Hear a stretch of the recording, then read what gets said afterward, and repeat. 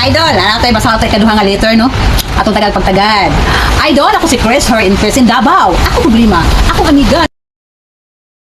Ay, ipagbulag siya sa iyang BF dahil sa too much pagdamdam. Sobra kasi niyang mahal ang guy. Kaya ayaw nangyari sa kanya para na siyang Darna. Ngayon, tapos buhok niya medyo kakaiba na. Tapos maglalakad na siya na parang may kausap. Ano bang gawin sa friend ko? Disclaimer, disclaimer, disclaimer. The advice given is based on my personal perspective and should not be considered as professional, legal, medical, or psychological advice. Personal opinion ko lang ito bilang sisterly advice, pero ikaw pa rin ang final magdesisyon sa sarili mo. Ikaw kasi ang bida sa love story ng buhay mo. We are chose to free. Una, kausapin mo siya ng mahinahon. Sabihin mo, alam kong masakit yung pinagdaanan mo. Andito lang ako para makinig. Huwag mo siyang sisihin o papakiramdamin, nag-inarti. I-validate ang naramdaman niya.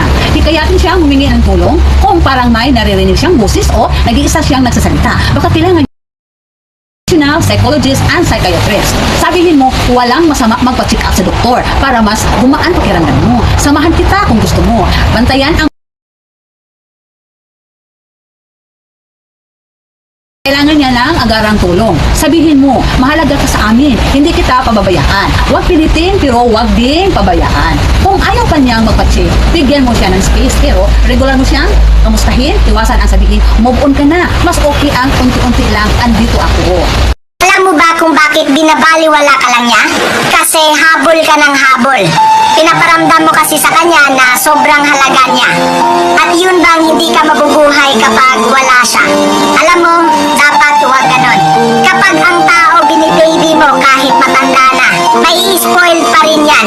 Subukan mo nga ang baliwalain at subukan mong i-ignore. At subukan mong siya naman ang maghabol sa'yo. At subukan mo naman na siya yung gagawa ng paraan para may kontak ka. Subukan mo, wala namang mawawala. At alam ko namang kaya mo. Pero kung hindi siya hahanap ng paraan para makita at makontak ka, huwag mo na rin siyang kontak.